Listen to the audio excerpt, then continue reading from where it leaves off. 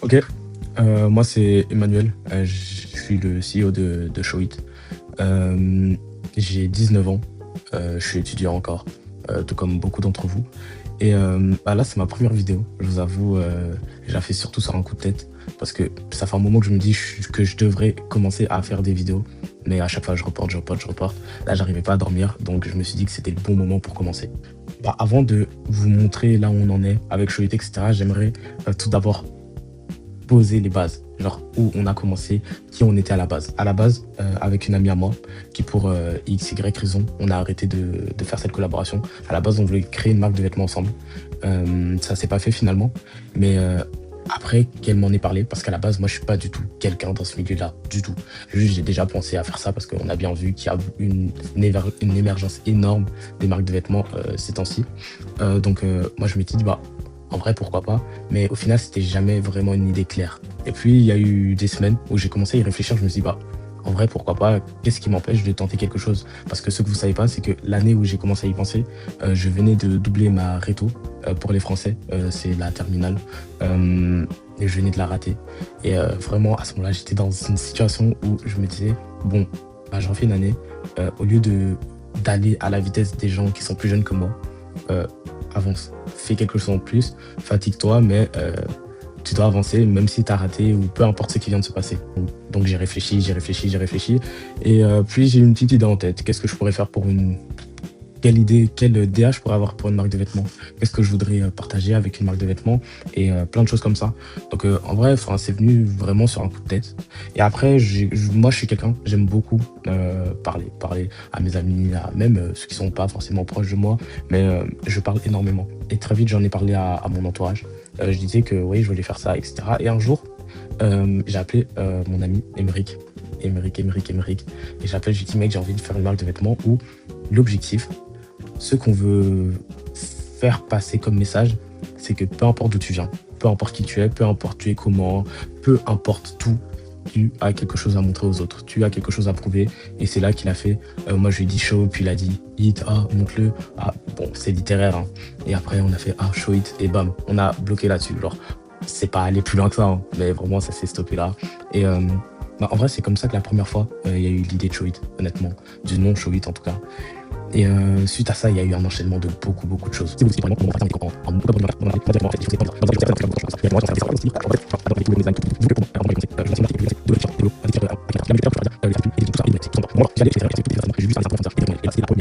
suite à cette première claque, bah, vraiment parce que j'ai réalisé très vite que ça se passait pas comme ça, j'ai décidé de reprendre tout à zéro.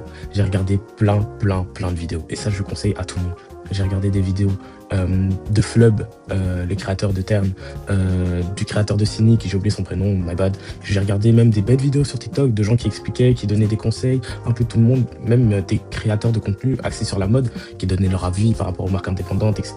Pour vraiment petit à petit construire ma vision de la chose et ma manière de procéder par la suite. J'ai recommencé à faire des dessins correctement, calmement. J'ai d'abord travaillé sur le nom. J'ai cherché le logo, j'ai fait mes premiers dessins. Après mes premiers dessins, je les avais montrés à mon papa. Mon papa, il connaissait quelqu'un qui savait faire ça. Il m'a envoyé des logos, ils m'ont pas plu, mais je vais vous les afficher de toute façon. Il me plaisait un peu, mais à moitié par rapport à ce que je voulais. Et un jour, bah, quelqu'un qui s'appelle Juan Roldao, il sait qui il est. C'est une dinguerie. Ce mec, franchement, gros big up à lui. Et abonnez-vous à son Insta carrément. Bah, je lui ai dit que j'avais besoin de faire des logos. Et directement, il a répondu présent, ultra rapide, ultra efficace. Bam, il a fait. En fait, j'ai l'impression qu'il était dans ma tête quand il a fait le logo. Parce que l'image que j'avais du logo, c'est ce qu'il m'a donné. Et en fait, vraiment, lui, waouh, je lui suis complètement reconnaissant. Parce que grâce à lui, j'ai pu passer le premier palier de la marque de vêtements au final. Après avoir travaillé ma DA, très seul, des nuits entières en train de réfléchir, franchement, bah, j'ai pu avoir enfin quelque chose qui montrait que quelque chose prenait forme. Donc suite à ça, moi je me suis dit, bah, en vrai, là je suis en train de faire des trucs, je suis en train de découvrir quelque chose, ce serait bien que je documente tout. J'ai commencé à vouloir faire des TikTok, etc. Comment créer ma marque de vêtements en un an. Je vous mets quelques extraits.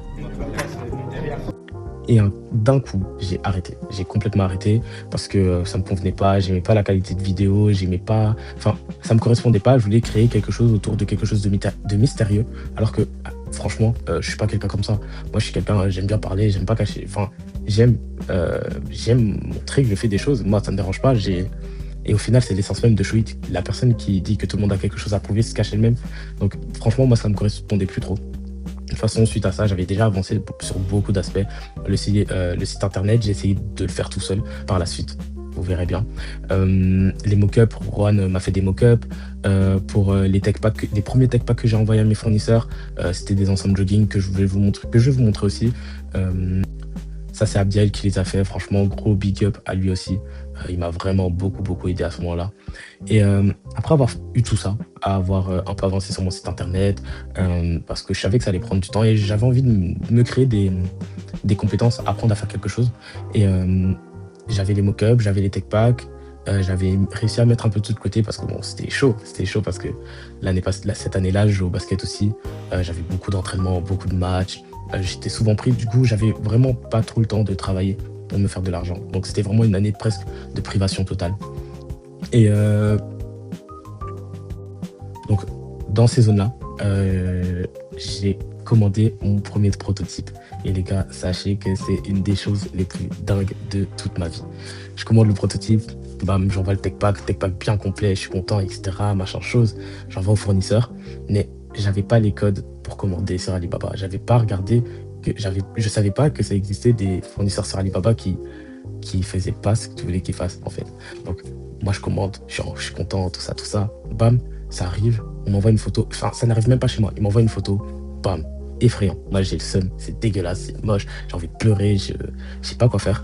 Donc bon, moi je dis peut-être que c'est mon tech pack qui est pas assez complet. Je rends un tech pack plus complet, avec plus d'informations, avec les corrections, avec tout. Il m'envoie ça, bam, dégueulasse. Il faut savoir qu'à ce moment-là, quand il m'envoie la deuxième photo, on est, je pense, en mai. En mai, j'ai plus d'argent, j'ai plus rien, j'ai à la limite de me dire en vrai, bah, je vais arrêter. Enfin, pourquoi je vais continuer? J'ai aucune raison de continuer. Je peux jobber et vivre comme un étudiant normal, finir mes études et continuer. Mais je sais pas, il y avait une petite flamme. Il y avait une petite flamme, je me disais que ah, moi, je suis un mec, j'en ai parlé à beaucoup de gens. Et enfin, moi, c'était aussi un moyen pour moi de me pousser à vouloir me donner à fond. Parce que je parle, mais il faut que j'agisse derrière. Donc, je me retrouve fin mai. Enfin, il y a les examens, du coup, j'ai décidé de faire abstraction de ça. J'ai réussi mon année d'abord. Parce que bon, j'ai déjà raté une fois, ça me fait un peu chier. Donc, je finis l'année. Et moi, directement, lock-in. J'ai dit, OK, là, j'ai plus d'argent. J'ai pas d'habits, pas de prototype, j'ai rien. Et il faut que je drop le 1er septembre. Parce que je m'étais dit, 1er septembre 2025, je drop d'office. Peu importe ce qui se passe, il doit y avoir quelque chose sur la table. Donc moi, je me chauffe, etc. Je travaille de la fin des examens jusqu'à fin juin pour recevoir ma paie en juillet. Et moi, au lieu de commander un prototype, j'en commande pas un, pas deux, pas trois, pas quatre, j'en commande 10. 10 pourquoi? Parce que je vais faire des shootings, je vais envoyer à des influenceurs, je vais faire du marketing dessus, je vais faire plein de trucs avec les ensembles.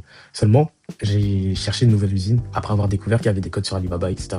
D'ailleurs, si vous voulez, je pourrais faire une vidéo là-dessus si ça peut vous aider. Et je commande direct 10 prototypes et je dis à l'usine, s'il te plaît, je te fais confiance, fais bien les choses. Fais bien les choses, c'est exactement ce que je veux. Donc moi, je me dis, bon, énorme risque. J'ai sorti presque 1K pour ça, vu qu'il y en avait que 10. C'était au coup de prototype. Et même là, je pense, j'aurais pu quand même gratter moins malgré tout. Mais là, coup de chaud de ouf. Je le conseille à personne. Hein. C'est un choix de merde de faire ça. Parce que le pourcentage de chance que ce soit pas directement comme je veux est énorme. Et presque certain. Donc, toujours prendre un prototype au préalable. Et ça aussi, je peux faire des vidéos dessus si ça peut vous intéresser. N'hésitez pas à le dire en commentaire. Donc après ça, moi, j'ai passé commande. Les vacances sont lancées. J'ai réussi mon année, je suis content. Je pars en vacances tranquillement.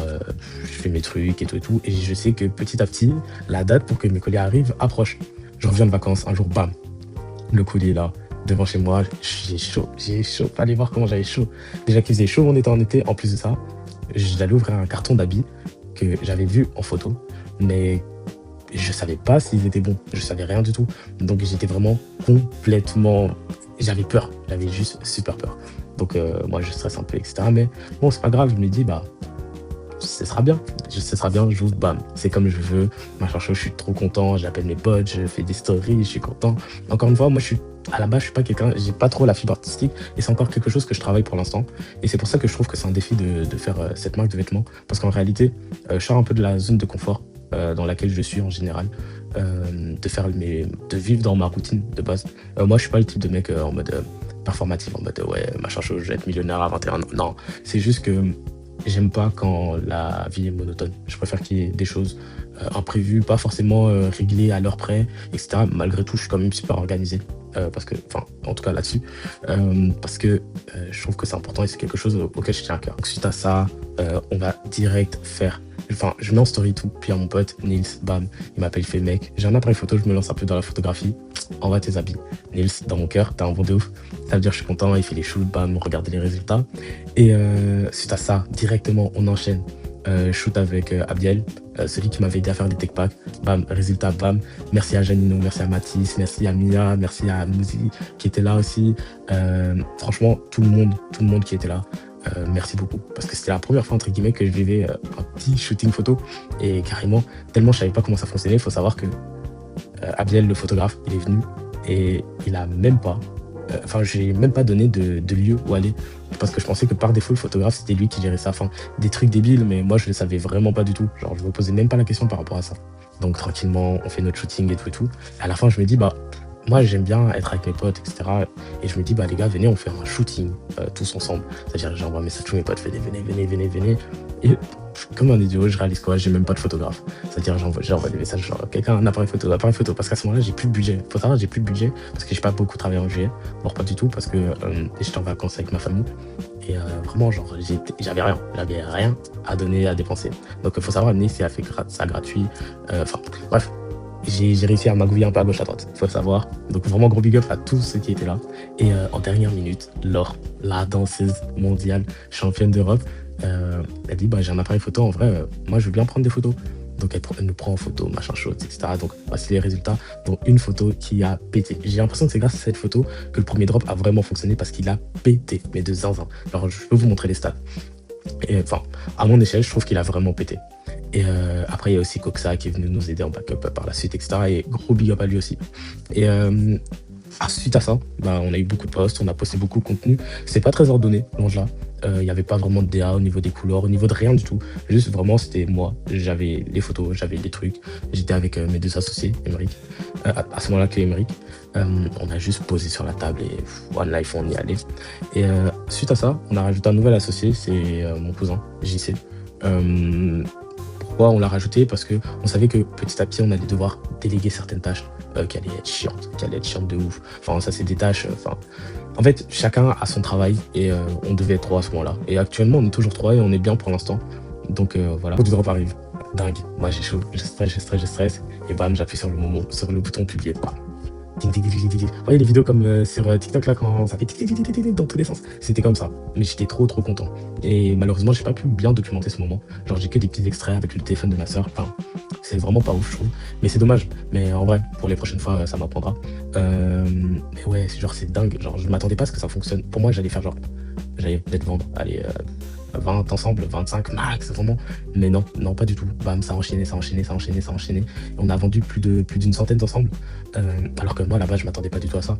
À la base, comme je dis, je suis vraiment pas dans ce milieu-là. C'est quelque chose que je tente. Même si, bon, je me suis renseigné pendant presque un an. Parce que du moment où j'ai commencé au moment du drop, je me suis vraiment documenté à la mort. Genre énormément. Même si j'ai pas encore toutes les meilleures connaissances, il y a des gens qui m'ont donné des conseils, comme Chaka, je peux donner un gros big up à lui, à 13 briques, Mounir, le créateur de 13 briques qui m'a bien aidé sur certains aspects, et même plein d'autres rencontres périphériques, même Sosa, plein de rencontres périphériques qui m'ont permis de progresser et d'apprendre de gens qui le font déjà depuis un moment. Puis il y a eu les influenceurs aussi, gros big up à Daiki, c'était incroyable. Franchement, la collaboration avec lui, c'était super bien. C'est vraiment un mec super bien. Janino TV, lui c'était dingue aussi. En fait, vraiment tous, même Nafi, là récemment qui a battu un record belge et de son université au lancer de poids, franchement c'est dingue. Enfin, en fait, genre j'ai l'impression que j'étais entouré des bonnes personnes au bon moment. Vraiment un grand merci à eux tous. Et du coup, le drop se passe super bien, etc. Maintenant, moi, je rencontre le premier problème qui me dérange sincèrement, moi, c'est que l'expérience client, elle est un peu biaisée. Pourquoi? Parce que comme j'ai fait en précommande, les gens, dans tous les cas, ils devront attendre beaucoup de temps pour recevoir leur colis. Donc, précommande, j'explique, c'est les gens passent commande. Mon site était ouvert 7 jours. Après 7 jours, j'envoie les commandes au fournisseur, bam, je lui paye, bam, il produit et il envoie. Donc par défaut, ça prendra un peu de temps. Mais encore une fois, les clients ont été super, super cool. Je pense qu'ils ont très vite capté que c'est une marque indépendante, c'est la première fois. Ils savent que ça allait pas être le service optimal, je pense. Donc j'attends. Il y a une grève, donc ça a duré encore un peu plus longtemps. Mais bon, ça, c'est pas un problème. Et arrive le moment où j'ai les colis. Les colis arrivent dans 3 jours chez moi. Après, je vois qu'il y a quelqu'un qui a fait un pop-up pour ses vêtements. Je me dis, bah, en vrai, pourquoi moi, j'en ferais pas un? Donc moi, je me chauffe. J'en parle à ma soeur, j'en parle à mes potes, j'en parle aux associés, j'en parle à tchic, tchic, tchic. Et en 3 jours, on a organisé un pop-up qui, à la base, devait être un petit pop-up tranquille. J'allais donner les colis aux gens. On allait passer un petit moment. Pour moi, il y allait avoir que les gens qui ont commandé. Mais rien de tout ça. Énormément de gens. Genre, il y avait vraiment plein de gens. C'était dingue. Genre, vraiment, je m'attendais pas à ça. Et quand j'ai vu ça, je me suis dit, bah, wesh, ils sont vraiment tous là pour moi. Genre, moi, j'y croyais moyen carrément. Genre, c'était vraiment dingue. Genre, il y avait une madame qui mettait des strass. Il y avait Joyce qui avait fait ses tiramisu. Il y avait Marvin, barbeur gratuit. Il y avait la nourriture gratuite. Il y avait des danseuses. Franchement, c'était une journée incroyable. Et à ce moment-là, vraiment, c'est vraiment le moment réel où je pense que j'ai fait, ah ouais, j'aime vraiment bien. J'aime vraiment bien faire ça. Et même si mes études n'ont aucun rapport avec ce milieu-là, bah, je trouvais ça trop bien. Genre, je trouvais ça trop bien que les gens soient réunis pour une chose en particulier, en l'occurrence ma marque de vêtements. Et vraiment, moi, je trouvais ça dingue. Je trouvais ça vraiment super dingue. Et bah, c'est là que vraiment, limite, la passion a commencé à prendre place, à l'envie éphémère de faire quelque chose pour ne pas, entre guillemets, être en retard sur les autres.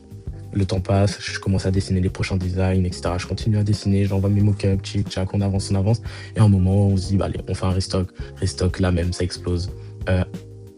Une centaine de commandes, une centaine d'ensembles vendus, mais tout, quand même un peu moins. Alors, j'ai envie de dire, encore heureux, on n'avait pas fait de marketing en plus. On a vraiment juste un jour fait une soirée, on a fait, vous voulez un restock? Oui. On a mis dans notre canal Instagram, d'ailleurs, n'hésitez pas à le rejoindre. Vous voulez un restock? Oui. Bam, on a lancé, on y allait. On n'a pas posé plus de questions que ça. Donc vraiment, on était encore satisfait. Après ça, il y a eu mon premier blocus, mes premiers examens partiels pour les Français. Et là, déconnexion totale parce que je devais absolument me concentrer sur mes examens. Juste avant que le blocus commence, j'ai eu mes mock-ups, j'ai envoyé au fournisseur, j'ai commandé mes prototypes. Premier prototype arrive, bam, regardez, échec. Enfin, il arrive pas, il m'envoie les photos, échec. C'est-à-dire, je recommande, enfin, je lui dis non, tu peux modifier ça, etc. Bref, il a modifié. Et au final, il m'envoie cette photo. Et suite à ça, j'attends. Je finis mes examens. Tout s'est bien passé. J'ai réussi la plupart de mes examens. Et là, j'avais organisé ça avec un directeur artistique. Il s'appelle Aziz. Je peux tenir son Instagram. On a organisé le shooting, le premier shooting en studio de notre vie, de la vie de la marque au final, parce qu'en vrai c'est un truc qu'on vivra tous ensemble, du coup je peux dire de notre vie. Et on a shoot, c'était trop bien, enfin moi c'était une première expérience. Il y a des choses que j'aurais préféré me faire bêtement, juste repasser un habit ou trouver un mannequin plus adapté à ça, etc. Enfin, mais en fait moi le plus important c'est que il y a des gens que je connaissais pas ou auxquels je n'étais pas particulièrement proche, me suis rapproché d'eux juste grâce à cet événement. Et ça, c'était vraiment dingue. Et franchement, moi, j'ai trop kiffé. C'était le premier, pas le dernier. On a eu plein de photos. Moi aussi, les photos. Et ça, on a directement... comment expliquer, on a reçu les photos, on a fait le shoot, après avoir fait le shoot, après on a posté sur les réseaux, on a fait une petite campagne marketing de 2 semaines et demie, puis ensuite on a directement tout relancé. Oh, mais je m'excuse carrément, Moura, gros big up à toi. Moura, c'est celui qui a fait mon site internet. Franchement, si vous avez besoin de quelqu'un pour faire votre site internet, n'hésitez pas à le contacter. C'est lui qui sait tout faire, sachez-le. Mais du coup, on revient en avant. On ouvre le site. On se dit, bon, quand on ouvre le site, j'étais dans des bureaux avec mes 2 associés et Jason, un ami à moi, c'est lui qui achète pour les ensembles en jeans. Et c'est pas comme les autres fois. Alors, wow, j'ai entendu le bruit. C'est pas comme les autres fois. Il n'y a pas de pim d'un coup, etc. Donc on se dit, bon, merde. Première fois que ça nous arrive. Et je réalise d'abord, pour la première fois, j'ai oublié de publier le site, comme un con. L'heure était arrivée, j'ai juste oublié d'appuyer sur le bouton publier. Ensuite, j'ai appuyé sur le bouton publier, mais ça fait quand même la même chose. Je fais merde. Pourtant, il y avait plein de gens sur le site. Genre, on était genre plus de 300 sur les sites en même temps à un moment. C'était complètement dingue. Mais en fait, comme nos ensembles en jeans avaient un prix un peu plus élevé, pas particulièrement élevé, mais les gens s'attendaient pas particulièrement à ça, bah ils ont réfléchi avant de le faire. Mais heureusement, enfin heureusement pour nous, heureusement pour la marque, finalement les gens ils ont acheté après. Mais en fait, je pense qu'il y a eu un temps de latence, puis ils ont quand même commandé. Donc nous restock des ensembles jogging et nouveau drop de l'ensemble en jeans. Excellent, ça s'est trop bien passé. Étant donné qu'on avait fait des campagnes marketing, on avait localisé nos pubs en France. Donc on a eu plusieurs clients français pour nos ensembles en jeans. Même les gens qui voulaient il y a des gens qui voulaient reprendre des ensembles jogging parce qu'ils avaient kiffé. Enfin ils ont repris. Enfin c'était trop bien. Donc franchement ça s'est tout aussi bien passé que le premier restock. Donc franchement on était content là-dessus. Maintenant nos projections. Bah là on a déjà les mock-ups pour les prochains articles. Les gens ont normalement reçu leur colis à l'heure actuelle. Mais on veut changer, on veut commencer à travailler en stock. Ça nous a demandé énormément de capital. On a trouvé les solutions pour l'avoir. Donc on aura un drop en juin et en juillet. Enfin, j'ai pas dit dans l'ordre, mais vous captez. Donc voilà, concrètement, c'est vers là qu'on va se diriger. On va faire du stock pour améliorer l'expérience client. Même on pourra plus investir dans le packaging. Enfin, il y a beaucoup d'aspects qu'on aimerait travailler. Là, bêtement, le 28, là, on a un shooting à Paris. Enfin, bêtement, moi, je trouve c'est une manière de montrer que le projet avance. Parce que bah là, genre, on part à Paris avec les frais de Showit, enfin, aux frais de Showit. Lors de tout l'argent qu'on a gagné, là, on part grâce à ça. Et j'ai pas sorti d'argent de ma poche par rapport à ça. Et c'est dingue en fait. Moi, je trouve ça vraiment, vraiment bien. Et je pense qu'on devrait continuer. Et au final, bah, c'est le début d'une aventure qui est vraiment, vraiment dingue. Moi, j'aime particulièrement ça.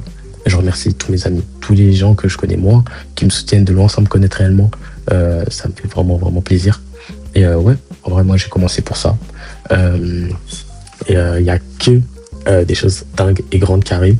Je l'ai pas déjà vous leak avec les photos des habits, etc. Dites-vous là, demain, j'ai des prototypes qui arrivent. Après, demain, j'en ai encore. Mais je vais pas vous leak avec tout ça. Mais sachez qu'il y a du lourd qui arrive et nous, on a hâte. On a super hâte. Bah, ça nous hype à la mort. Et voilà. Donc, concrètement, c'est ça. Là, j'ai expliqué un peu grossièrement tout ce qui s'est passé. Il y a eu plusieurs autres galères entre-temps, etc. Maintenant, c'est vraiment sur des détails. Et peut-être que j'en parlerai plus tard. Mais bon, pour l'instant, j'en trouve pas l'énorme intérêt. N'hésitez pas à me dire si ce type de vidéo vous a convenu.